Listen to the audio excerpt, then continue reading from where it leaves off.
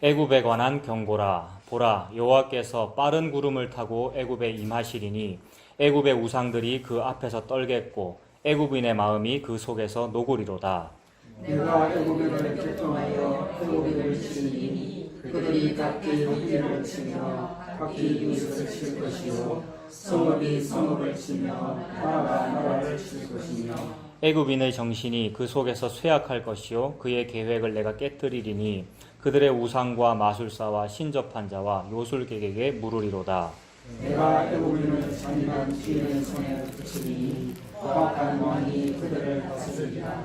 주 만군의 여호와의 말씀이니라. 바닷물이 없어지겠고 강이 잦아서 마르겠고 강들에서는 악취가 나겠고 애굽의 강물은 줄어들고 마르고 갈대와 부들이 찾으겠으며 나일 가까운 곳 나일 언덕의 초장과 나일강 가까운 곡식밭이 다 말라서 날려가 없어질 것이며 고들은 간식하며 나일강에 낚시를 던지는 자마다 슬퍼하며 우리의 그물에 치는 자를 피곤할 것이며 세마포를 만드는 자와 배 짜는 자들이 수치를 당할 것이며 그의 두둥이 부서지고 풍꾼들이 다 마음에 지신하리라. 소안의 방백은 어리석었고 바로의 가장 지혜로운 모사의 책략은 우둔하여졌으니 너희가 어떻게 바로에게 이르기를 나는 지혜로운 자들의 자손이라 나는 옛 왕들의 후예라 할 수 있으랴.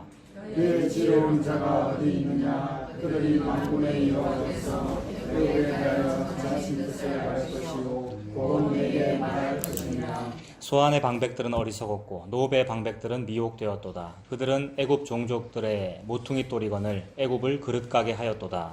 여호와께서 그 가운데 거지로운 마음을 섞으시면서 그들이 애굽을 메사에 잘못하게 하니 시할 자가 가운데서 들금 받게 하였으니 애굽에서 머리나 꼬리며 종려나무 가지나 갈대가 아무 할 일이 없으리라. 아멘. 오늘 제목은 애굽에 대하여 정하신 뜻입니다. 이 구절이 어디에 나오냐 하면 12절에 있죠. 12절에 너의 지혜로운 자가 어디 있느냐. 그들이 만군의 여호와께서 뭡니까? 애굽에 대하여 정하신 뜻을 알게 할 것이요 곧 내게 말할 것이니 이랬습니다. 이 이야기가 이제 그 다음 본문에 나오는데 17절 이제 다음 주에 보게 될 것 같은데 17절 보세요. 유다의 땅은 애굽의 두려움이 되리니 이는 만군의 여호와께서 뭡니까? 그 다음에 애굽에 대하여 정하신 계획 같은 말이죠. 12절에 있는 애굽에 대하여 정하신 뜻이라는 것과 17절에 있는 애굽에 대하여 정하신 계획 다 하나님의 어떤 뜻이 있고 계획이 있다는 거 아닙니까? 누구에 대하여요? 애굽에 대하여. 그래서 오늘과 다음 주 두 번으로 나누어 보겠습니다. 오늘은 애굽에 대하여 정하신 뜻, 다음 주는 2편 애굽에 대하여 정하신 계획 이렇게 될 텐데 하나님께서 애굽에 대하여 정하신 뜻이 있으십니다. 하나님께서 하시는 어떤 일이 있다는 말이죠. 애굽이라고 하면 애굽이 뭐겠습니까? 지금 여러 나라들을 계속 매주 살펴보고 있었는데 여러 나라들 나왔잖아요. 각 국명들 하나하나 나왔습니다만 그러니까 각 나라들이 서로 구별할 수 있는 나라이나 하나님 앞에서는 그 구별이 무의미하다는 거죠. 좋은 나라로 보이고 악한 나라로 보이고 민주주의 국가로 보이고 어떤 나라는 공산주의 국가로 보이고 그래봤자 하나님 앞에서는 다 죄인이더라는 거죠. 그래서 그 죄인이다라는 표시로 애굽 이러면 죄의 상징 아닙니까? 특별히 유대인을 압제했고 400여 년 종살이 하도록 만들었고 하나님께서 사용하셨습니다마는 죄의 상징으로 사용했어요. 제국이 되고 싶은 욕망의 집결체란 말입니다. 애굽은 제국되고 싶은 거거든요. 피라미드 쌓고 스핑크스 만들고 하는 것은 제국이 되고 싶다. 근데 하나님이 꺾으셨죠, 물론. 하나님이 꺾으신 일이 열재앙과 홍해 사건, 그 출애굽, 구름기둥, 불기둥으로 꺾으셔서 참으로 다행히 제국이 덜 되었어요, 여러분. 애굽 다음에 성경에 등장하는 여러 제국들은 주로 우리가 5대 제국이라고 부릅니다만 앗바, 페헬로 우리 이런 말 자주 했잖아요. 아수르, 바벨론, 페르시아, 헬라, 로마. 그러니까 앗바, 페헬로가 성경 전체에 흐르는 거대한 제국들인데 여기에 사실 애굽도 가입할 뻔했단 말입니다. 그러니까 유엔처럼 국제연합, 제국연합에 가입할 수 있었는데 참으로 감사하게도 하나님께서 쳐주셔서 어느 정도 멈춰진 상태, 이게 사실 복받은 거죠. 세상적 차원에서 보면은 제국이 잘 성장하다가 갑자기 재앙이 일어나서 망해버린 것은 이거 재앙이 일어난 건데 세상에서 볼 때는. 근데 하나님께서 재앙을 주셔서 마침내 제국이 되지 못하고 중간에 발전이 멈춰버렸다. 이것은 하나님 앞에서 넓은 틀에서 볼 때는 참으로 복받은 것입니다. 그것이 애굽인데 그렇다면 그 애굽은 무엇인가? 각설하고 애굽은 저와 여러분들이죠. 우리가 애굽입니다. 애굽과 유다는 다르다. 유다는 선민인데 유다는 선민이니까 하나님의 백성이니까 착하고 애굽은 악하다라고 하는데 유다가 애굽입니다. 왜 그러냐 하면 430년 거기 살았거든요, 여러분. 430년 거기 살면은 국적이 어디입니까? 유다인의 히브리 사람의 국적이 어디입니까, 여러분? 애굽이죠. 그들이 애굽 국가가 어떤 여권을 발급했다면 만약에 그 사람들이 어느 여권을 발급하겠어요? 이 사람들은 국적이 이집트입니다. 이렇게 발급할 거 아닙니까? 초등학교 나오신 분 손 들어 보십시오. 초등학교 나오신 분. 국민학교 나왔습니까? 아유, 어떻게 국민학교를 나올 수가 있어? 초등학교를 나와야지. 저는 어디 나왔겠습니까? 저 국민학교 나왔습니다. 저 졸업하고 몇 해 뒤에 그 명칭이 초등학교로 바뀌더라고요. 그거 무슨 뜻입니까? 국민학교. 그 좋은 뜻인 것 같은데 왜 바꿉니까? 초등이라는 말로. 그 때문이죠. 국민이라는 말이 백성, 국민 그 뜻이 아니고 황국, 신민 줄여가지고 국민이거든요. 황국은 일본을 말하고 일본이 황국인 것은 천조 대신 덴노 헤이카 반자이 예배 전에도 일장기 바라보고 동방요배하고 덴노 헤이카 반자이 부르고 예배드리고 그랬잖아요. 우리 고신 빼고 여기 고시는 내밖에 없습니까? 자, 그러니까 국민학교를 다녔다라는 말은 황국 신민이었다는 말이죠. 그래서 그 당시에 그 국민이라는 말은 조선의 국민이 아니고 일본의 국민이라는 얘기죠. 우리가 36년간 일본의 국민이었잖아요. 그래서 그것을 이제 뭐 일제 잔재고 일본의 문화인데 다 처리할 일제 잔재를 다 그러니까 적폐를 청산할 어떤 여유도 없었단 말입니다. 왜 여유가 없었죠? 막 남북 분단되고 전쟁하고 여러분 북쪽엔 소련 오고 남쪽에는 미국 오고 무슨 여유가 있었겠어요 우리가. 그리고 그 배후에는 일본이 있었고 지금 매주 자꾸 역사 시사적인 얘기를 하는데 다 이것이 복음하고 통하더라는 겁니다. 우리의 국적이 뭐였는가? 우리 국적이 조선 아니라는 거죠. 우리 국적이 대한민국이 아니었고 일본이었더라는 겁니다. 그러므로 같아요. 그래서 그것을 반대한 사람은 임시정부로 가고 그랬죠. 만주로 가고 뭐 임시정부를 하고 저항하고 했습니다만 저항하면 다 죽였잖아요. 그래서 아무 말도 못하고 용기가 없어서도 말을 못하고 또는 타협해가지고 말을 못하고 오히려 적극적으로 부역하고 그랬단 말입니다. 그게 죄의 모습이잖아요. 그래서 우리의 모습이 애굽입니다. 우리의 모습이 그 사대주의, 제국주의고요. 그러니까 우리가 일본을 좋아하고요. 선진국가를 좋아한단 말입니다. 그래서 어떻게 하면 선진국이 될 수 있나? 서구 선진국은 이렇게 합디다, 우리도 합시다라는 것이 국가 발전의 원동력이고 그렇게 해야 된다 그러고 이걸 기독교가 그대로 받아들이고 있고요. 어떤 면에서 받아들입니까? 기독교가 교회 운영 방식 발전을 위해서는 어떻게 해야 되는가? 우리 교회 주일학교는 늘 자꾸 숫자가 줄어드는데 그래도 우리가 의기소침하지 맙시다. 우리 더 힘을 냅시다. 뭘 보고 힘을 낼까요? 어떤 교회는 잘 되더라 아닙니까? 이거거든요. 어떤 교회는 잘 되는 게 뭐냐면 이 지역에서는 바로 앞에 보이는 저 교회도 잘 되고 있고요. 또 어디가 있을까요? 저기 온천천 옆에 있는 어느 교회는 잘 되고 있고요. 그런 것을 보고 뭘 했길래 그럴까 저 교회는 라는 거예요. 이게 제국주의거든요, 여러분. 프로그램을 보고 배우고 싶다는 것이 벤치마킹을 하는 것이고 이것이 기업의 논리고 어떻게 하면 잘 되는가. 이게 제국의 논리란 말입니다. 그들을 가만히 보면은 다 미국에서 프로그램 아니면 일본의 프로그램들이란 말이에요. 뭐 어와나라든지 매빅이라든지 뭐 이런 이상한 프로그램들이 많아요. 요것에 밝은 사람들이 신학생이고 전도사들이고요. 그 신학생 전도사들한테 주로 뭐 맡깁니까? 유치부 맡기고 초등부 맡기고 그러잖아요. 그거 열심히 한 사람이 저고. 이 시스템이 가만 보니까 이거 회사의 시스템이더라는 겁니다. 기업의 시스템이고 이걸 잘하면 그게 CEO고요. CEO 경영하는 거잖아요. 이거는 예수님이 말씀하시는 부흥과 다른 것인데 우리가 열심히 해가지고 당신의 열심을 막 부추겨가지고 더 열심히 하세요 라고 해서 일어나는 부흥인데 이건 제국주의더라는 겁니다. 그렇다면 우리나 제국이나 똑같구나 라는 겁니다. 하나님께서 애굽에 대하여 정하신 뜻이 있는데 그 애굽이 우리들이라는 겁니다. 그 당시에는 유대인이죠. 히브리 사람들이 430년간 그 안에 살았는데 애굽하고 똑같죠. 애굽 주인님의 종으로 살았고 국적도 애굽이고 몰라요. 다만 그들의 속에 하나님의 약속이 흐르고 있기 때문에 하나님이 기억하고 계시는 거죠. 내가 니랑 약속했다. 그들은 모릅니다. 약속했는지 안 했는지 어떻게 알겠어요. 430년이 지났는데 하나님께서 약속하셨고 하나님께서 언약을 지키고 계시는 것이 감사한 것이죠. 그래서 이 일을 표현할 때에 하나님이 애굽에 대하여 정하신 뜻이 있는데 그 뜻을 우리가 하나님이라는 단어를 사용하여 표현합니다. 하나님이 어떤 일을 하셔. 하나님이 여러분을 해방시켜 줄 겁니다. 여러분 우리 크리스찬들이잖아요. 또는 우리 히브리 사람이잖아요. 우리가 애굽에 잡혀 있는데 하나님이 우리를 구원하실 것입니다. 라고 표현합니다만 자, 요 표현도 여러분 가슴 벅차지요. 별로 가슴 안 벅찬 것 같아서 제가 지금 물어보는 거예요.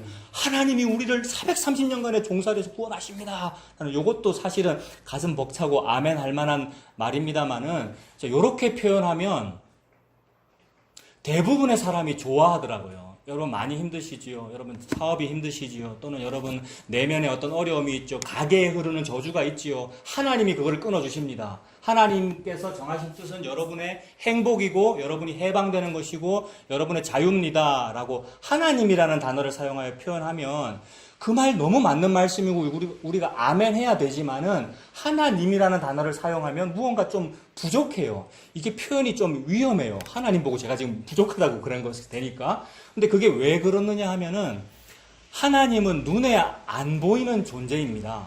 눈에 안 보이는 존재이기에 사람들이 하나님을 보고 없다 그러거든요. 그러니까 하나님이라고 실컷 표현해놓고 하나님이 우리를 해방해 주셔요. 하나님이 우리를 사랑하셔요. 라고 실컷 표현을 해놓고는 실질적으로 그 사람의 믿음은 뭐냐 하면 하나님을 업신여기는 것과 비슷하더라는 거예요. 왜냐하면 하나님이라는 말은 아무리 해봤자 안 잡히거든요. 내 손에 안 잡히고 안 보이거든요. 안 보인다는 말은 업신여긴다는 말이고 업신여기면 무슨 일을 하게 되느냐 하면 말은 하나님이라고 해놓고 생각은 자기가 원하는 하나님을 말하거든요. 그래서 애굽에 대하여 정하신 뜻이 하나님이 여러분을 해방시켜주는 겁니다 라고 하면은 100명의 사람이 있으면 100명의 사람 하나님이 다 다르다 이 말이죠. 그래서 여기 지금 여러 명이 있습니다. 이 사람들이 생각하는 하나님과 내가 말하는 하나님 나도 틀리고 다 다르더라는 거예요. 그 다르기에 그걸 좀 다른 그것이 무엇일까? 다르기에 사람들은 금송아지를 만들거든요. 하나님을 가지고. 저와 여러분은 금송아지 하나님을 믿고 있는 사람입니다. 우리가 그래서 죄인이다 이 말입니다.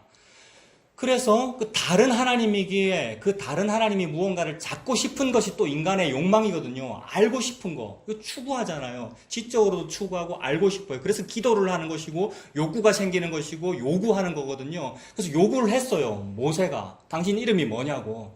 그래서 하나님 당신 이름이 무엇입니까? 라고 했더니 중요한 것은 대답을 안 해주셨다는 것이 중요한 겁니다. 하나님이 하야 동사만 여호와, 야훼, 하야 동사 그 영어식으로 말하면 비동사라 그러면 되거든요. 비동사만 말씀하셨다라는 말은 분명히 그분이 계시기는 계시는데 인간의 손에 잡히는 형태로 말씀해 주지는 않으셨다는 말입니다. 그래서 우리식으로 쉽게 표현하면 하나님이 나는 이다 라고만 말씀하신 그런 뉘앙스인 거예요. 그러니까 손에 잡히지 아니하죠. 손에 잡히지 아니하니까 있다고는 생각은 하는데 손에 잡히지 아니하니까 인간은 각기 자기 소견에 오른 대로 하나님을 믿습니다. 이게 사사기의 역사잖아요. 그래서 그때의 이스라엘의 왕이 없으므로 백성이 각기 자기 소견에 오른 대로 행동했다. 그 말이 자기 소견이 곧 하나님인 거죠. 나는 내 소견에는 이게 내가 지금 하나님께 제사를 잘 드렸다고 생각해. 이거 오늘날로 치면 내 소견에는 이게 지금 내가 주의를 잘 지킨 거라고 생각해. 내 소견에는 이게 지금 내가 하나님을 잘 예배한 거라고 생각해. 라고 믿더라는 거죠. 그래서 하나님 믿는 사람이 얼마나 많아요, 여러분. 하나님 안 믿는 사람은 각설할 일이고요. 하나님 안 믿는 사람은 진짜로 자기 소견이고 하나님 믿는다는 사람도 하나님이라고만 표현되면 무언가 부족한 듯 자기 소견에 오른 대로 행동하더라는 거죠. 그래서 왕이 누구인지를 못 봤다 이 말입니다. 하나님이 왕이신데 안 보이거든요. 그러니까 하나님이 왕이신데도 불구하고 왕이 없으므로 백성이 각기 자기 손에 오른 대로 행동하다가 결국 나중에는 뭐를 요구하는 거예요? 인간 왕을 주세요라고 요구하는 거잖아요. 그러니까 이것이 인간의 욕심과 야망에서 나오는 요구인데 사실은 이 배후에 하나님의 섭리가 흐르고 있는 거죠. 너희들이 그래. 너희들이 애굽이고 니들이 히브리인이라도 애굽이고 너희들이 크리스찬이라도 여전히 너는 네가 원하는 목사, 네가 원하는 하나님을 원하기에 그것이 너의 죄야. 그것을 통하여 너는 지금 뭘 원하고 있지. 그래서 네가 뭘 원하니까 지금 기도를 하고 있는 거잖아. 네가 뭘 원하니까 새로운 왕을 주세요라고 하고 있잖아 라고 하면서 왕을 주시는 거거든요. 그래서 하나님이 그 모든 섭리와 과정을 통하여 인간이 고통스럽게 하시고 그 고통을 통하여 부르짖게 하시고 그 부르짖음의 결과는 왕을 달라는 부르짖음이었는데 그 결과 답으로서 하나님이 예수님을 주시는 거죠. 왕 달라고 했잖아. 왕 줄게라고 예수님 주십니다. 그런데 그 예수님께서 오셔서 하시는 말씀이 뭐냐 하면 말씀이 육신이 되어 우리 가운데 거하신다. 그러니까 말씀이 육신이 되어 걸어다녔다라는 말은 말씀은 눈에 안 보이는 건데 말은 눈에 보이지 아니합니다. 근데 말씀이 육신이 됐다는 말은 보이잖아요. 육신이 보이고 우리 가운데 거한다는 말은 걸어다녔다는 말이죠. 2000년 전에 걸어다녔잖아요. 요단강에서 걸어다니셨고 갈릴리에 걸어다니셨고 그래서 우리는 2000년 전에 우리 모든 인류가 예수님을 봤습니다. 저는 1977년에 태어났는데 못 봤는데요 라고 핑계댈 자가 없단 말입니다. 하나님이 봤다 그랬어요. 그래서 우리 인류가 예수님을 본 거예요. 그러니까 하나님이라고 표현하면 하나님이 예수님 맞는데 하나님이라고 표현하면 우리의 욕심이 여전히 들어있어요. 우리 인간의 욕심으로 하나님을 해석하는 하나님이에요. 그런데 그 하나님이 핑계치 못하게 하시려고 예수님을 보여준 겁니다. 우리 인류에게. 그래서 예수님이 나타나서 말씀이 육신이 되셔서 그분이 독생자의 영광이니 곧 하나님이시고 하나님의 눈에 보이는 분이 예수님이고 그 예수님이 뭐라 그랬냐면 나는 빛이다. 나는 길이다. 나는 진리이다. 라고 하셨으니 구약의 모세한테 대답해 주었던 즉 우리 인류 전체에게 대답해 주었던 나는 이다를 예수님으로 완성하신 것이죠. 그러므로 우리가 오늘날 당연히 하나님을 믿습니다라고 표현을 합니다마는 그 단어보다는 예수님이라는 단어를 사용하는 거죠. 저는 예수님을 믿어요. 그 다음에 예수님을 전달해요. 예수님을 설교해요. 예수님을 전도해요. 라고 우리가 그렇게 표현하는 것이죠. 그래서 하나님이라는 단어 너무나 고귀하고 모든 것을 다 함축하는 단어입니다만 그러나 복음 아는 사람은 예수 믿는 사람은 자꾸만 예수님이라고 표현을 합니다. 그러면 하나님이라고 표현하면 일단 거부감이 덜 합니다, 여러분. 하나님이라고 표현하면 거부감이 덜하고 하나님보다도 더 거부감 더 덜하게 하려면 어떻게 하면 되는지 아십니까? 하나님보다 더 거부감이 덜한 표현 또 있어요. 하느님. 하느님이라고 하면 거부감이 더 없잖아요. 그래서 원래 안익태 작사 작곡의 애국가가 하나님이 보호하사 우리나라 만세인데 어떻게 바뀌었습니까? 그 왜 바뀌었습니까? 국어 국문법의 하느님이거든요. 왜냐하면 하늘님이 우리 한민족의 신인데 하늘님에서 리을 탈락 현상 하느님 아니에요. 그렇게 해야 모든 사람이 범국민이 받아들일 만한 단어가 되니까 모든 사람이 받아들일 만한 단어가 하늘님이고 사실 우리 하나님이 그분인 거 맞잖아요, 여러분. 그래서 하나님도 사실은 거부감이 좀 덜한 단어고 하느님은 더 거부감이 덜한 단어고 그래서 모든 사람이 받아들일 만한 단어로 만들려고 그러는 거죠. 이게 뭐냐 하면 열린 예배의 마음이란 말이에요. 열린 예배의 마음. 우리 기독교를 좀 잘 전파해야 되겠는데 사람들이 기독교를 까칠하게 사람들한테 전파하면 못 받아들이니까 단어를 조금 유화하게 하자. 그러면 예수님이라 하지 말고 하나님이라고 하고 하나님이라고 하지 말고 하느님이라고 하자라는 요 방법이 열린 예배의 방법론이란 말입니다. 열린 예배는 왜 열린 예배입니까? 이 예배에 지금 여러분 같은 사람만 오면은 닫힌 예배고요. 문턱이 엄청 높은 거예요, 지금. 여기 문턱이. 그래서 겨우 여러분 같은 사람만 지금 온 거란 말입니다. 근데 문턱을 낮춰서 문을 열어놓자 해서 열린 예배. 그 열린 예배를 하려면 누구나 올 수 있게 해야 되니까 누구나 좋아하는 조용필도 좀 부르고 요새는 조용필이라 하면 안 된다면서요. BTS 하라 그랬습니까? 뭐 가수도 부르고 뭐 이렇게. 그다음에 예배 전에 항상 찬양도 하고 뭐 조명도 있고 이게 멋있게 딱 하면은 누구나 들어오기 쉽잖아요 하고 하는 거. 그래서 우리의 문턱을 낮추면 문턱을 높이면 예수님이고 낮추면 낮출수록 예수님이라는 단어가 없는 쪽이더라는 겁니다. 그래 하나님도 예수님이라는 단어가 없는 쪽이고 더 바꾸면 하느님이고 하느님도 아니고 신 이러고요. 이런 식으로 표현하면서 전달한다는 거죠. 여러분 신을 믿으셔야 돼요. 하느님을 믿으셔야 돼요. 이런 표현들이. 그래서 하나님이 저와 여러분에게 눈에 보이는 형태로 보여주셨고 십자가에서 증명하신 그것은 하나님이 예수님이야. 게다가 예수님은 빼도 박도 못하게 너희들이 다른 것을 생각하지 못해. 왜냐하면 십자가에서 죽는 존재거든요. 우리가 생각하는 예수님, 우리가 생각하는 하나님은 좋은 하나님이고 잘 되는 하나님이란 말입니다. 그래서 천차만별로 생각하는데 다 천차만별로 생각하는 그 모든 것이 다 좋은 거예요. 좋은 게 좋은 거. 어떻게 다르냐 하면 저 사람은 딸이 잘 되는 거, 저 사람은 사업이 잘 되는 거, 저 사람은 교회가 잘 되는 거, 뭐 이런 식으로 다 하나님인데 예수님이라는 것은 빼도 박도 못하게 안 되는 거란 말입니다. 예수님은 십자가에 죽은 거. 그래서 예수님이라고 하면 딱 거리 껴요. 저 예수님 믿으려고 그러는 건데요. 라고 하면 피식피식 웃어요. 그러니까 목사님들끼리 모여서 얘기할 때 우리 하나님 잘 믿어야 되잖아. 하나님을 위해서 뭘 해야 되잖아. 근데 니는 왜 자꾸 뭐 이상한 설교, 어떤 사람 그 이상한 사람인데 그 설교를 왜 따르니? 라고 할 때에 저는 아볼로 따르는 것도 아니고 바울 따르는 것도 아니고 어느 인간 설교도 따르는 거 아니고 예수님 믿으려고 그러는 건데요. 이렇게 말하면 듣는 사람이 피식피식 웃는다고요. 여러분, 예수님 이러면 조금 뭔가 닭살 돋는 그런 느낌 없습니까? 저는 있는데 여러분, 길에서 전도할 때에 예수님이 어떻게 말하면 닭살 돋는다고요. 예를 들어서 무슨 연말식 시상식에서 여러분, 제가 영화배우라 칩시다. 나무 주연상 딱 받아서 고백할 때, 이제 소감 얘기할 때에, 예? 여러분, 예수님께 영광을 돌려요. 예수님 십자가가 전부였어요. 이 말하면 부끄럽다고요. 근데, 하나님께 영광 돌리고요. 뭐, 이런 말은 받아들일 만한 단어라고요. 여러분, 이해되셨어요?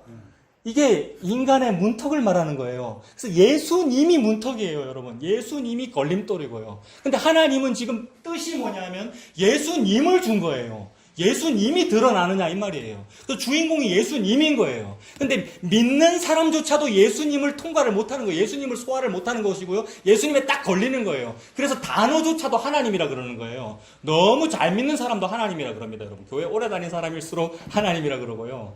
그건 좋은 말인데 예수님 십자가인데 하나님은 지금 애굽에 대하여 정하신 뜻은 예수님이며 십자가라는 말입니다. 그래서 모든 성경을 통하여 십자가가 증거되는 것이고 예수님이 증거됩니다. 그래서 하나님 얘기 실컷 하면 물론 그 얘기도 많이 하면 미움을 받겠지만 하나님 얘기하면 별로 미움을 안 받습니다. 많은 사람들이 환영할 수 있습니다. 저 말은 참 듣기 좋은 말이다. 그래 하나님이나 내가 믿는 부처님이나 조물주를 말하는 거구나. 뭐 이렇게 넘어갈 수 있는데 예수님 얘기하면 좋아하는 사람은 아멘 하고 올 것이고 그것이 뭐냐면 태초 이전에 영생을 주기로 작정된 자는 믿더라라는 것이고 어떤 사람은 배척합니다. 좀 이상하다. 너무 배타적이다. 너무 외골수다. 예수밖에 안 한다. 십자가만 한다. 그런데 예수 믿는 사람은 십자가와 그 예수님만 자랑하기로 작정된 사람이거든요. 그래서 모든 본문에서 그 예수님이 보여야 하고 보이더라는 거죠, 여러분. 그러면 애굽에 대하여 하나님께서 정하신 그 뜻은 뭐냐? 하나님의 해방하십니다. 뭐 이런 게 아니고 그렇게 표현될 수 있으나 그것이 예수님이라는 겁니다. 애굽에 대하여 하나님이 정하신 뜻은 예수님입니다. 즉 애굽인 나에 대하여 하나님께서 정하신 뜻은 예수님의 십자가입니다. 예수님이라고 하는 어린 양의 보혈이 흘려짐으로써 애굽 사람이 애굽에서 광야로 나와지는 일, 그래서 애굽 사람이 애굽에서 광야로 나와지는 이 일의 필수적인 일은 예수 그리스도의 십자가 죽음이라는 거죠. 그게 하나님의 정하신 뜻입니다. 그래서 오늘 이 19장이 애굽에 대한 이야기인데 1절부터 19절의 그 내용이 예수님이라는 단어 등장하지도 아니하고 예수님과 관련 없으나 하나님은 모든 성경 말씀을 통하여 자기 아들 예수님, 자기 장자, 하나님의 장자 예수님을 증거하고 있습니다. 그래서 이걸 읽어드릴게요. 호세아 11장 1절에 이스라엘이 어렸을 때에 내가 사랑하여 내 아들을 애굽에서 불러냈거늘 이라는 표현이 나옵니다. 호세아에 이스라엘 어렸을 때에 내가 그 어린 아들을 사랑해가지고 애굽으로부터 불러냈다라는 이런 표현이 나오는데 이스라엘은 히브리 민족이고 히브리 민족이 어렸을 때라는 말은 옛날에 이런 표현이 되겠죠. 그러니까 옛날에 430년간 종살이 할 때에 하나님이 사랑해서 불러냈다라고 이렇게 말씀하셨는데 이 호세아서의 말씀을 인용해가지고 나중에 마태복음에서 예수님 탄생했을 때에 헤롯이 유아학살하고 막 이렇게 하니까 요셉과 마리아가 신생아 예수님을 데리고 애굽으로 피신했다가 다시 이제 형편이 괜찮아지니까 나왔잖아요. 이게 지금 하나님의 장자가 입애굽했다가 출애굽하는 일이지 않습니까? 요게 하나님이 정하신 뜻이라고요. 그러니까 원래 우리의 시공간적으로 볼 때는 히브리 민족이 옛날에 430년간 입애굽했다가 출애굽한 일이 먼저 있고 나중에 예수님이 입애굽 출애굽합니다만은 하나님의 뜻 안에서는 뭐가 먼저 있는 거예요? 예수님의 입애굽과 출애굽이 먼저 있는 거죠. 이걸 중심으로 역사가 BC로 펼쳐지고 LD로 펼쳐진 거죠. 그래서 예수님의 입애굽과 출애굽을 통한 일이 구원입니다. 다른 게 구원이 아니고, 예수님의 입애굽과 출애굽이 예수님의 고난이고, 예수님이 애굽 들어가셔서 장자로 죽으신 것이 어린 양의 피가 문설주 문인방에 발려진 거란 말입니다. 이게 열재앙이고 이게 출애굽이잖아요. 그래서 예수님의 입애굽과 출애굽을 호세아서에 예언하였고, 그것이 역사 속에서는 430년간 종살이에서도 드러났었고, 그거를 마태는 구약을 여러 번 인용하면서 구약의 선지자 요 말씀을 이루려 하심이라, 이 말씀을 이루려 하심이라. 누가요? 누가 하나님의 말씀을 이뤘습니까? 예수님이. 그래서 옛날에 하나님이 나는 이다라고 말씀하시는 것을 이루시려고 예수님 뭐라 그러신 거예요? 나는 진리이다, 나는 빛이다 라고 그러신 거죠. 그래서 예수님 중심이라는 거죠. 헤롯이 죽기까지, 마태복음 2장 15절입니다. 헤롯이 죽기까지 거기 있었으니 이는 주께서 선지자를 통하여 말씀하신 바. 무슨 선지자요? 방금은 호세아 선지자. 모든 성경을 통하여 선지자를 통해 말씀하신 바 애굽으로부터 내 아들을 불렀다 함을 이루려 하십니다. 애굽으로부터 내 아들을 불렀다 함을 이루려 하십니다. 그래서 불러내기 위하여 예수님을 입애굽 시키신 것이고, 입애굽 430년 헤브리 민족에 통하여서 역사 속에서도 벌어졌고 출애굽을 이루셨다. 그게 구원이죠. 근데 그 사건 속에서는 예수님이 거기서 죽더라는 거죠. 어린 양이 죽으니까, 이게 장자의 죽음 재앙이니까. 그래서 예수님 십자가로 출애굽하더라. 구원을 그렇게 설명하십니다. 그러므로 구원은 하느님이나 하나님이라는 인간 각기 소견에 오른 그 신으로 표현되지 아니하고 십자가의 예수님으로 표현되더라. 그것을 믿는 자는 예수님을 믿는 것이고 예수님을 말하는 것이고, 그래서 간증을 하든 무슨 설교를 하든 어떤 상담을 하든 예수님을 말하여 상담이 안 이루어지더라도, 차라리 또는 치료가 안 이루어지더라도 예수님을 말하여 예수님을 증거하는 거죠. 그래서 사도들이, 대부분의 사도가 예수님 말하고 죽었잖아요, 여러분. 왜냐하면 십자가와 그 예수님만 말하기로 작정하는 바람에 좀 다른 말 좀 했으면 살 수 있는데, 좀 다른 말 좀 하면 로마로부터 환영도 받을 수 있고, 근데 예수님을 말하면 미움받더라는 거죠. 그래서 이것이 하나님의 뜻입니다. 예수님을 말하여 미움받아서 애굽으로부터 버림받은 것을 보고 구원이라 그러더라 하는 거죠. 그래서 우리 버스 44번이라는 44번 버스라는 그 단편 영화 카톡에 올렸잖아요. 그게 원래 창원 늘푸른교회 홈페이지 옛날에 있었는데 지금 유튜브에 어디 돌아다니더라고요. 44번 버스 그 중국 단편 영화인데, 한자로 44 이러면 중국에서는, 한자 문화권에서는 안 좋은 뜻이잖아요. 그러니까 감독이 의도를 가지고 44번 버스라고 한 거예요. 죽음의 버스라는 뜻이죠. 그 버스에서 한 남자가 쫓겨나잖아요. 여자 드라이버가 니 나가 이래가지고, 그 영화 보시면 내용 나옵니다. 그래서 내 타고 싶은데 나왔단 말이에요. 근데 그 버스 드라이버가 버스 몰고 절벽으로 다 그 범인들을 태우고 죽더라는 얘기죠. 그러니까 버림받음이 구원받은 거였다. 즉 십자가가 구원이었다. 우리의 구원은 안 버림받음이 구원인데, 그게 애굽이 원하는 것인데, 나 같은 애굽 사람이 원하는 것인데, 나 같은 애굽 사람에게, 나 같은 블레셋 사람에게, 나 같은 한국 사람에게 십자가가 구원이야 라고 설명하신 것이 예수님이라는 거죠. 그러므로 이 하나님의 뜻은 예수님입니다.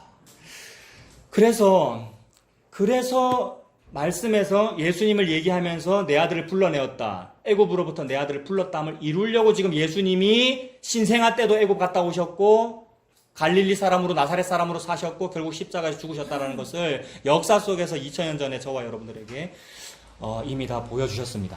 그래서 하나님의 뜻은 사람들이 다 각기 자기 소견에 오른 대로 생각하는 그 좋은 것, 그것이 아니고 고난과 관련이 있는 것이다라는 겁니다. 그리고 그 고난은 우리가 받는 고난이 아니고 예수님이 받는 고난이어야 하더라는 거죠. 그래서 베드로전서 3장 17절부터 보면 선을 행함으로 고난받는 것이 하나님의 뜻이다 그랬습니다.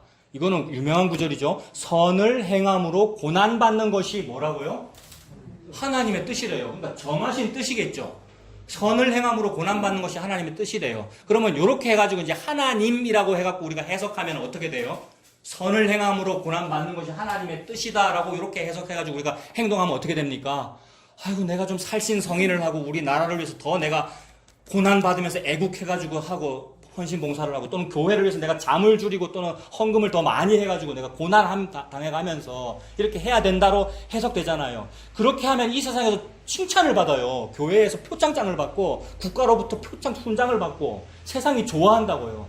근데 그게 아니고 선을 행함으로 고난받은 분이 예수님입니다 라고 하면 어떤 사람은 아멘하고 구원을 받고 어떤 사람은 돌을 던지더라는 겁니다. 너무 편협하다, 너무 배타적이다. 어찌 예수만 가지고 해석을 하느냐. 근데 선을 행함으로 고난받는 그 일이 예수님입니다. 어느 인간이 선을 행함으로 고난받아요? 거짓말로 선을 행한 것이고 외식한 것이고요. 착한 일을 했다는 것도. 그리고 우리가 악한 일을 해야 고난을 받죠. 오히려 이 세상의 시스템은 하나님이 잘 만들어 두셨어요. 악한 자를 처벌하는 시스템이에요. 검찰, 법무부 뭐 이런 것 시스템들이. 그래서 통치자에게 굴복하라는 거잖아요. 근데 하나님 말씀은 예수님이라는 얘기입니다. 선을 행함으로 고난받는 것이 하나님의 뜻이다라는 것은 예수님이 십자가에서 죽으신 일, 그것이 선을 행함으로 고난받은 거죠. 선을 행함으로 고난받는 것이 하나님의 뜻일지인데 악을 행함으로 고난받는 것보다 나으니라. 그리스도께서도 예수님 이야기 나오잖아요. 예수님이 단번에 죄를 위하여 죽으사 의인으로서 불의한 자를 대신했다 이랬습니다. 의인인데 불의한 자를 대신하는 일이 뭡니까? 이걸 보고 의로운 죽음이라고 그러고 이걸 보고 선행이라고 그러죠. 그래서 이 일의 그림자로서 펼쳐지는 어떤 일들도 있어요. 어떤 지하철에서 취객이 떨어져 있는데 어떤 사람이 구원해서 자기는 죽더라. 이수현 의인 뭐 이런 거 그런 걸 의인이라 그러잖아요. 이게 그림자로 펼쳐진 일이잖아요. 그러니까 예수님이 본체로서 원본으로서 그렇다라는 얘기죠. 그러니까 예수님을 보고 의인이라 그러는 거죠. 그걸 보고 선을 행함으로 고난받는다 그러는 거고요. 그래서 선을 행함으로 고난받는 그 일이 입애굽이며 출애굽이다라는 겁니다. 그래서 의인으로서 불의한 자를 대신하여 죽는 이 일이 예수님이 진짜 의인, 즉 예수님만 진짜 하나님의 장자거든요. 하나님의 진짜 장자인 예수님이 가짜들이며 그림자들인 우리 인간 장자, 저도 우리 집의 장자입니다. 인간 장자를 대신하여 죽더라는 거예요. 그거를 보고 선을 위하여 고난받는다. 의인으로서 불의한 자를 대신하여 죽는다. 이게 열재앙이잖아요. 이게 장자의 죽음이고요. 이게 출애굽입니다. 그래서 예수님의 십자가를 말하는 거죠. 그래서 예수님의 십자가가 정하신 뜻입니다. 선을 행함으로 고난받는 것이 하나님의 뜻일진데 라고 할 때에 예수님의 십자가가 그 하나님의 뜻이군요. 그래서 예수님이 단번에 그렇게 죽으사 의인으로서 불의한 자를 대신하셨으니 이는 우리를 하나님 앞으로 인도하려 합니다. 하나님 앞으로 가는 길이 여러 가지 길이 있습니다. 헌금을 잘해도 되고요. 기도를 많이 해도 되고요. 헌신봉사를 해도 되고 국가에 충성해도 되고요. 조국이 있어야 국가가 있습니다라고 조국이 있어야 교회가 있습니다라고 하면서 조국이 있어야 교회가 있대요. 조국이 있어야 교회가 있대요, 여러분. 옛날에는 제가 이런 말에 막 아멘하고 막 가슴이 뜨거웠어요. 근데 잘 생각해 보세요. 조국이 있어야 교회가 있다는 말은 너무 교회를 업신여기는 말이에요. 교회가 조국 속에 들어가 있습니까? 교회가 훨씬 큰 존재인데, 교회가 예수 그리스도의 신부를 말하는 것인데, 보이지 아니하는 교회를 말하는 것인데, 감히 그 교회를 꾸깃꾸깃 꾸겨가지고 조국 속에 집어넣은 거란 말이에요. 그 조국은 법무부 장관이 아니고 대한민국. 그래서 자유 대한민국을 지켜야 이 종교의 자유가 보장되는 대한민국이 될 수 있습니다라는 말이에요. 종교의 자유가 보장되든 아니 되든 예수님은 거기 계셔요, 여러분. 그래서 공산주의 국가에도 예수님이 거기 계시고 민주주의 국가에도 예수님이 계시고 오히려 고난받는 그 나라에 예수님은 더욱 일을 하시더라고요, 여러분. 그거잖아요. 그걸 보고 교회라 그러는 건데 감히 우리나라가 공산화 될까 싶어서 저는 공산화 되기를 바라지 아니합니다. 그러나 교회가 훨씬 크다는 것을 업신여기고 있어요. 보수 우파 기독교라는 사람들이 대부분의 기독교인들이 그런단 말이에요, 여러분. 이게 통탄할 일이고 슬픈 일이잖아요. 도대체 예수님을 뭐로 보기에 예수님이 우리 대한민국보다 훨씬 크단 말입니다. 그러므로 예수님이 본체로서의 나라란 말입니다. 대한민국이 나라가 아니고 나는 대한민국을 사랑합니다만 그림자로서 사랑하는 거예요. 진짜 우리의 나라 조국은 하나님 나라고 그 하나님 나라 눈에 보이는 것이 뭐냐 하면 예수님입니다. 그래서 예수님이 오셔가지고 우리 가운데 걸어 다녔다 그랬잖아요. 말씀이 육신데 걸어 다니면서 회개하라. 하나님 나라가 여기 왔다 그러셨거든요. 하나님 나라를 믿는 거죠. 예수님을 믿는 거지요. 그래서 여기서도 예수님으로 증거되는 겁니다. 이는 우리를 하나님 앞으로 인도하려 하심이라. 이는이라는 말은 왜냐하면이니까 우리를 하나님 앞으로 인도하려고, 즉 하나님의 백성 삼으려고, 하나님 나라의 백성 삼고 여권 주고, 애굽인이었는데 애굽인이 아니고 네 여권 애굽 아니야. 애굽인이 아니고 하나님의 선민이야. 내 아내야. 내 백성이야. 나는 네 하나님이 되고 너는 내 백성이 되리라라는 이루려고 뭐를 했다고요, 방금 예수님이. 십자가에서 죽으셨다고요. 이것이 유일한 구원의 길이더라. 인간은 다른 구원의 길을 생각하는데 그 다른 구원의 길을 생각하기 때문에 사닥다리 놓고 싶은 거잖아요. 그래서 바벨탑 놓고 싶은 거고요. 그래서 어떤 사람은 돈과 권력과 세상 물질로 바벨탑을 쌓는데 예수 믿는 사람이라는 사람들이 하나님이라는 이름으로 또 다른 바벨탑 쌓더라는 거죠. 그것이 헌신봉사고 종교행위고 여러 가지 많이 하는 것들, 내가 함으로써 올라갈 수 있다고 여기는 그 일. 그래서 하나님이라는 단어 가지고도 인간은 자기 바벨탑 쌓고 있더라는 겁니다. 그래서 하나님은 그거 아니다라고 선포하신 일이 예수님입니다. 그래서 예수님께서 십자가에 죽으신 일이 이거 패배한 건데, 하나님이 죽어버린 거잖아요. 예수님이 죽고 패배한 건데 죽자 예수님이 뭐 하셨냐 하면 옥에 있는 영들한테 가서 선포했어요. 옥에 있는 영들이라는 말은 적대 세력이라는 말이잖아요. 적대 세력이라는 말은 한마디로 애국 같은 존재를 말하고 노아 홍수 때 반대했던 사람들을 말하고, 그러니까 말로는 하나님 하면서도 자기의 바벨탑으로 올라가고자 하는 모든 사람이 옥에 있는 사람이거든요. 죽은 사람이란 말이에요. 근데 옥에 있는 영한테 예수님이 이제 죽었으니까 예수님이 죽으셔서 옥에 있는 영에 가서 영으로 가셔서 선포했답니다. 그게 방금 제가 읽던 그 베드로전서의 맥락이에요.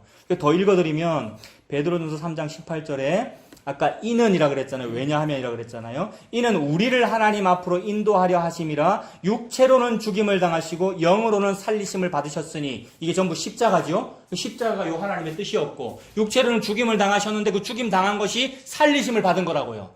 그러니 이게 살아있는 그 하나님의 영, 예수님의 영이 19절에 또한 그가 영으로 가서 옥에 있는 영들에게 선포하시니라 이랬습니다.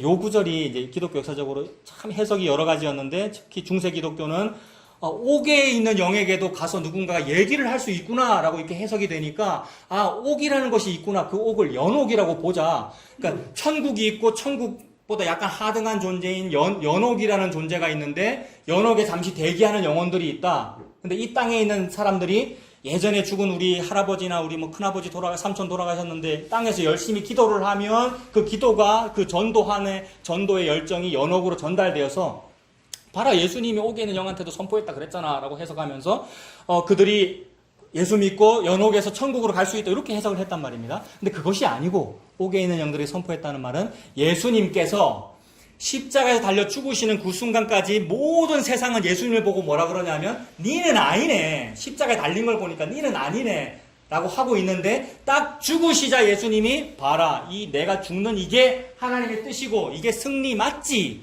내가 이긴 거 맞지 라고 선포한 거란 말입니다. 모든 적대 세력에게. 그래서 모든 애굽이 모든 저와 여러분들에게 예수님의 십자가가 하나님의 뜻이 맞지라고 증거된 자리가 십자가이고, 그 십자가에서 죽으시자 3일 동안 옥에 있는 영에게 가서 선포한 거죠. 그래서 그 선포의 내용이 뭐냐 하면 예수님이 맞아, 이 하나님이 맞다고 말하는 사람들아, 뭐 이런 겁니다. 부처가 맞다고 말하는 사람들아, 알라신이 맞다고 생각하는 사람들아, 예수님이 맞아 라는 선포입니다. 마지막 결론이죠. 그래서 이 일 뒤에는, 예수님의 십자가 죽음 이후에는 예수님이 선포되는 것이고, 근데 예수님이 선포됐는데 받아들이지 아니하면 더 이상 방법이 없습니다. 왜냐하면 예수님이 옥에다가 선포해버렸잖아요. 내가 맞다고. 나 예수 십자가가 맞다고. 이거 유일한 구원의 길이라고 다 선포 다 했는데, 감히 그 예수 믿는다는 어떤 목사가 예수님 말고 다른 얘기를 한다든지, 아니면 듣는 성도가 다른 것을 믿는다면 방법이 없단 말입니다. 그래서 예수님 아닌 다른 것을 믿어 구원을 얻고자 하면 그게 뭐냐 하면 성령을 회방하는 죄가 됩니다. 성령을 회방하는 자는 다 죄는 구원받을 방법이 없다. 용서받을 길이 없다. 그래서 예수님께서 십자가에 죽으셔서 성령님을 저와 여러분에게 주신 이 일이 방금 옥에서 선포한 그 일입니다. 그러므로 그 이외에는 방법이 없는 겁니다. 이게 하나님의 뜻입니다. 혹시 다른 뜻이 있다면 그 뜻을 우리가 찾아내면 되잖아요. 열심히 성경 읽고 연구해가지고 찾아내면 되는데, 다른 뜻이 없다 합니다. 그래서 천하 인간에 예수라는 이름 말고 다른 이름을 우리에게 주신 일이 없고 오직 예수님밖에는 없습니다. 그래서 지금 이사야 19장을 읽어놓고는 제가 이런 얘기를 한 거예요. 그러니까 이사야 19장도 예수님으로 해석되더라는 겁니다. 그러면 예수님이 옥에 있는 영에 가서 선포했다, 또는 우리 모두에게 선포 다 하신 거예요. 뭘 선포한 거냐면 옛날에 일어났던 이사야 19장 그게 내 얘기야 라고 선포하신 거고, 더 옛날에 있었던 출애굽 당시의 열재앙과 홍해 갈라짐 사건과 구름기둥 불기둥이 그게 나야 라고 선포했다는 겁니다. 근데 예수님은 그렇게 선포했는데 우리가 여기서 다른 뜻을 발견해내거나 여기서 다른 교훈을 얻어내면은 참으로 이것이 잘못하는 거다. 그래서 예수님의 선포를 들으면 됩니다.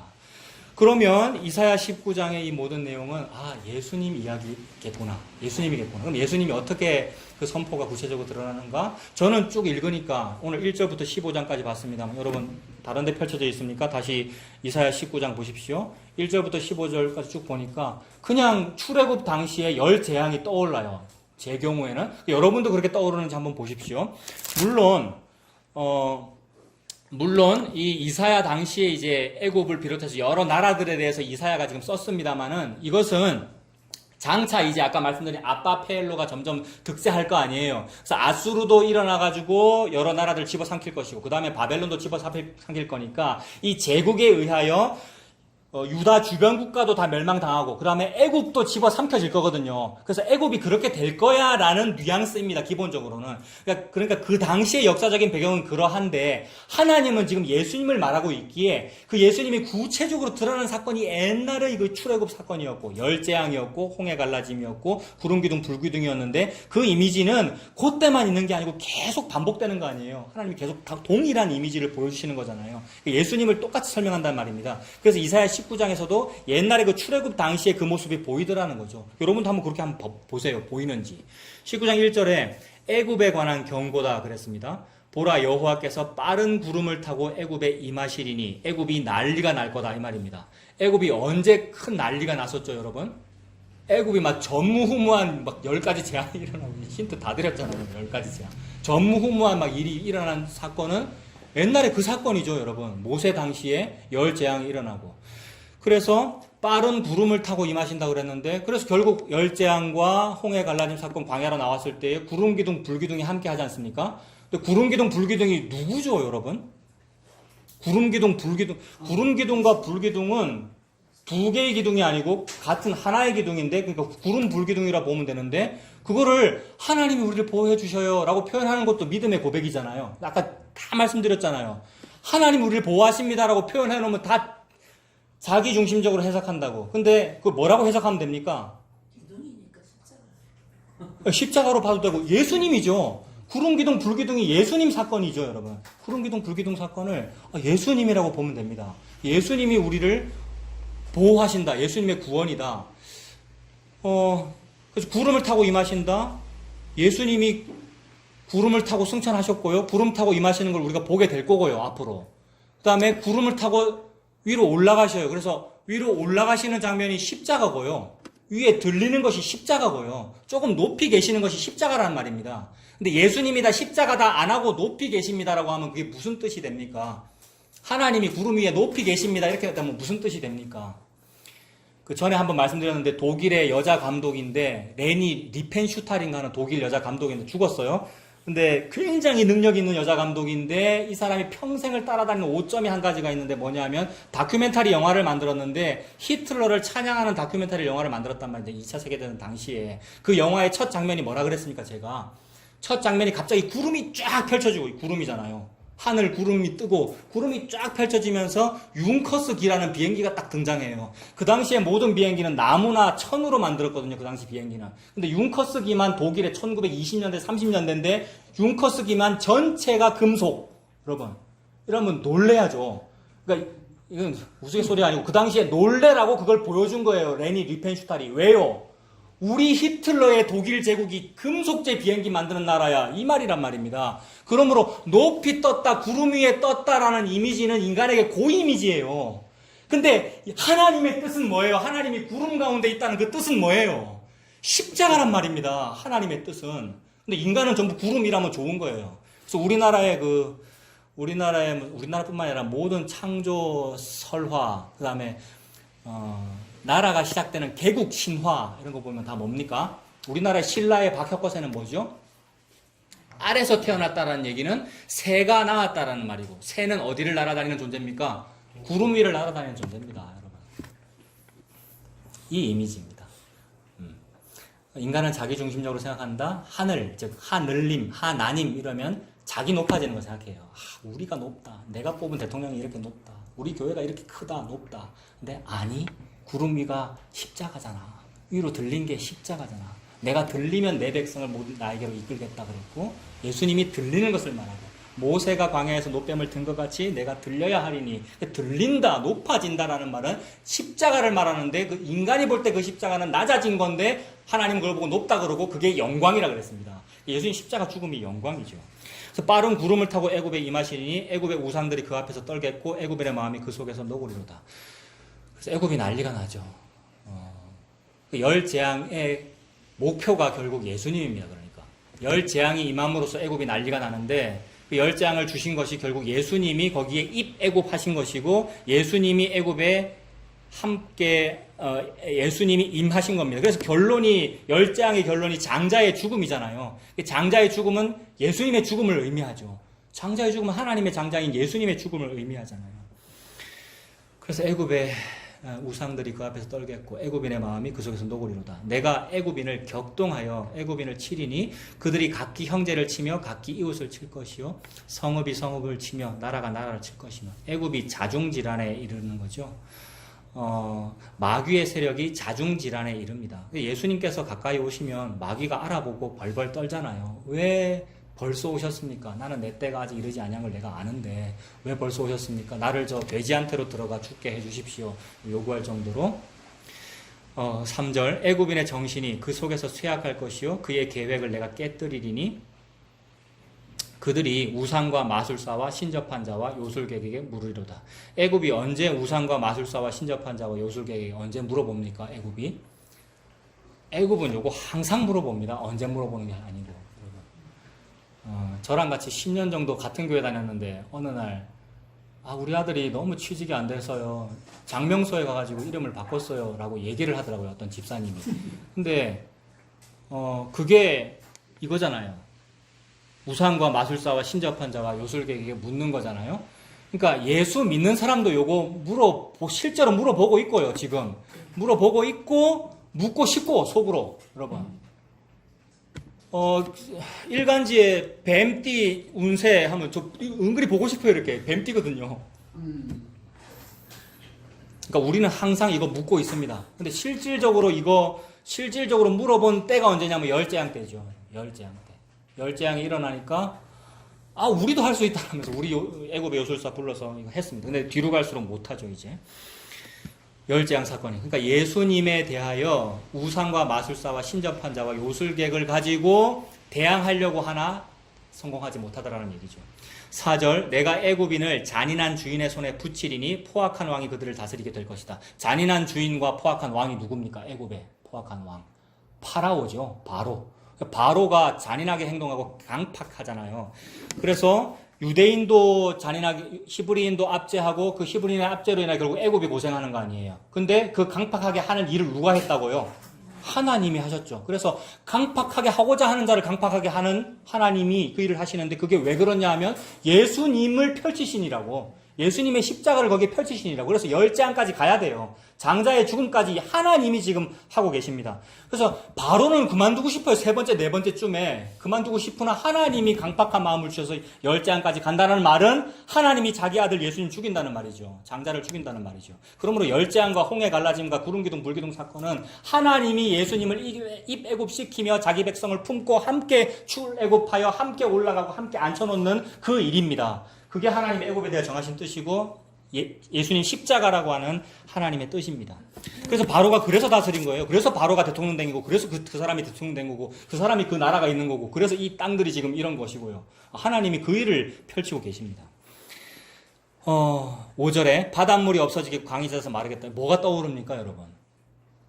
홍해 요단강이잖아요. 홍해, 이게 출애굽의 이미지고요. 바닷물이 없어지겠고 강이 잦아서 마르겠고 열재앙이고요. 강들에서는 악취가 나겠고 피로 변하고요. 악취가 나고요. 피계, 이파, 악독, 우매, 흑장. 여러분 애굽의 강물은 줄어들고 마름으로 갈대와 부들이 시들겠으며 나일 가까운 나일 언덕의 초장과 나일강 가까운 곡식밭이 다 말라서 난려가 없어질 것이며. 이 다 뭡니까? 나일강을 중심으로 뭐 했죠? 애굽 문명, 세계 4대 문명, 5대 문명 전부 강유역 중심이고 삼각수가 펼쳐져 있고 4대강 사업하고 5대강 사업하고. 그거 왜 그래요? 관계수로 작업하겠다는 거죠. 관계수로 작업은 왜 하려고 그럽니까? 생명수를 얻으려고. 생명수는 뭔데요? 예수 그리스도인데 예레미야 2장 13절 생수의 근원되는 나를 버린 것과 스스로 나일강 줄기를 판 것이 니들의 죄다. 우리가 그러고 있죠. 거기에 대하여 예수님이 오시는데 사람들은 여전히 나일강 믿고 사는데 나일강이 마르게 될 것이다. 이들의 생명수는 생명수가 아니야. 예수님이 생명수야. 그 얘기죠. 다음 나일강이 말라버린다. 곡식밭이 다 말라서 날려가 없어질 것이다. 8절에 어부들은 탄식하며 나일강에 낚시를 던지는 자마다 슬퍼하며 물 위에 그물을 치는 자는 피곤할 것이며 세마포를 만드는 자와 배 짜는 자들이 수치를 당할 것이며 모든 산업이 망하게 되네요. 예수님이 생명의 기업이니까. 그의 기둥이 부서지고 품꾼들이 다 마음에 근심하리라. 11절에 소안의 방백은 어리석었고 바로의 가장 지혜로운 모사의 책력은 우둔하였다. 소안의 방백, 소안이라는 것은 애굽의 아주 유명한 대도시를 말하는데 그 소안 근처에 소안 안에 동일한 지명이라고 봐도 되고 고센 땅이 있고 그 고센 땅에 히브리 백성이 살았죠. 근데 그들의 지도자라는 그러니까 행정가인 애굽 사람이 어리석다 말입니다. 방백은 어리석었고 바로의 가장 지혜로운 모사의 책략은 우둔하여졌으니 너희가 어떻게 바로에게 이르기를 나는 지혜로운 자들의 자손이라 나는 옛 왕들의 후예라 할 수 있으랴. 아무리 정책을 잘 펴고 아무리 열장을 한번 막아보려고 애를 써도 안 막아지더라. 즉 예수 그리스도의 십자가 죽음을 내가 저항해 보려고 해도 이것은 예수님을 죽임으로써도 저항하고 그것을 안 믿음으로써 저항하는 것인데 아무 소용이 없다. 그게 지혜가 없는 것이고 우둔한 것이다. 이렇게 표현하는 거죠. 그래서 12절 너의 지혜로운 자가 어디 있느냐? 그들이 만군의 여호와께서 애굽에 대하여 정하신 뜻을 알 것이요 곧 너에게 말할 것이니라. 지혜로운 자 많잖아요. 여러분 애굽에는 지혜로운 자 많습니다. 게다가 우리나라에도 지혜로운 자 많고요. 모든 제국에는 싱크탱크 있잖아요. 싱크탱크 브레인 너무 지혜로운 자가 많고 유수한 대학교가 얼마나 많이 있어요. 근데 하나님은 지혜로운 자가 어디에 있노? 있다면은 요거 말해봐 이 말이죠. 지혜로운 자 있습니까? 지혜로운 자가 있다면은 요거를 말해봐 이 말이잖아요. 이게 뭡니까? 정하신 뜻이 뭐예요? 예수님 십자가죠. 지혜로운 자는 뭘 말을 하겠어요? 예수님 십자가가 맞네요. 열재앙이 예수님 십자가로 흘러가는 것이네요. 성경이 예수님 십자가를 말씀하네요. 진짜 치료는 예수님 십자가네요. 라고 말하게 되겠죠. 구원은 예수님 십자가네요. 라고 우리가 믿게 되겠죠. 그것이 지혜 있는 것입니다. 그러니까 예수님 믿는 게 지혜 있는 것이고 예수님 안 믿는 것이 어리석은 것이고. 그래서 지혜가 있다면 애굽에 대하여 정하신 뜻을 알 것이요 너에게 말하게 될 것이다. 13절 소안의 방백들은 어리석었고 노베의 방백들은 미혹되었도다. 그들은 애굽 종족들의 모퉁이 또리건을 애굽을 그릇가게 하였도다. 여호와께서 그 가운데 어지러운 마음을 섞으셨으므로 그들이 애굽을 매사에 잘못 가게 함이 취한 자가 토하면서 비틀거림 같게 하였으니 자 여러 지도자들이 있는데 예수님 말고 다른 방법으로 하늘의 문에 이르려 한단 말입니다. 근데 하나님은 거꾸로 사닥다리를 주고 계시는데 다른 방법은 다 어지러운 마음이다. 하나님께서 어지러운 마음 섞으셨으니까 헛된 길로 막 가요. 그래서 취한 사람처럼 비틀거려요. 그러니까 15절에 애굽에서 머리나 꼬리며 종려나무 가지나 갈대가 아무 할 일이 없으리라. 아무 할 일이 없으리라가 어떻게 해야 돼요? 의 말이잖아요. 아무 할 일이 없으리라가 아무 소용이 없다. 즉 속수무책이다. 어떻게 해야 돼요? 그래서 이 상태가 되니까 물어보는 겁니다. 어떻게 해야 구원을 얻겠습니까? 이렇게 해요. 내가 어떻게 해야 영생을 얻으리까? 물어본단 말입니다. 그에 대한 답이 뭐죠? 머리나 꼬리나 종려나무 가지나 갈대나 아무 소용이 없고 위에서 아래로 내려오는 사다리 뿐이야 라는 것이 하나님의 답이죠. 그래서 위에서 아래로 내려온 사다리가 성육신이고 예수 그리스도이시고 인자가 이 땅에 오신 것이고 십자가에서 죽으시는 그 일이고요. 그래서 머리, 꼬리, 가지, 갈대 이게 각계각층을 말하는데 모든 방법이 헛되다. 예수님 십자가뿐이다. 천하인간의 저와 여러분에게 주신 이름이 없다. 예수님밖에 없다. 하나님께서 그렇게 말씀하셨습니다. 이렇게 19장에서도 10장 이미지를 통하여 예수님만 하나님께서 증거하고 계십니다. 그래서 이 10장의 결론이 결국 장자의 죽음이죠. 그래서 장자의 죽음 바로 앞에는 흑암이 있고요. 이 흑암과 첫째 아들이 죽는 이미지가 펼쳐진 곳이 십자가고요. 십자가에서 흑암이 계속되고 첫째 아들이 죽는단 말입니다. 근데 인간은 뭐 좋아하죠? 내 첫째 아들 좋아해요. 인간은 나의 첫째 아들이 너무 귀하단 말이에요. 너무 그 귀함이 갸륵한 모습이고 아름다운 부성의 모성애이며 또 아들 입장에서 볼 때는 효도이고 뭐 이런 것인데 아래 위에 그 사랑인 것인데 하나님은 그 그림자로 말씀하신 것이고 그것도 욕심이고 하나님은 자기 아들을 말씀하고 계십니다. 자기 아들 장자의 죽음이 10장의 결론인 거예요. 그러니까 예수님의 십자가이지요. 그래서 히브리서 2장 14절부터 읽어드리면 자녀들은 혈과 육에 속하였음에 그도 또한 같은 모양으로 죽었다. 그러니까 예수님이라고 하는 하나님의 장자 예수님은 죽을 필요 없단 말입니다. 근데 우리 인간 장자가 거기서 죽는단 말이에요. 애굽에서 자기 백성이 죽는단 말이에요. 거기에 같이 죽기 위하여 입애굽했단 말이죠. 그래서 예수님이 실제로 입애굽하잖아요. 신생아 때도 눈에 보이는 형태로 입애굽했다가 나중에 출애굽한단 말입니다. 그래서 같은 모양으로 혈과 육을 함께 지녔다는 말이 예수님이 사람이 됐다는 말이니까 예수님이 나 같은 애굽 사람이 됐다 이 말이잖아요.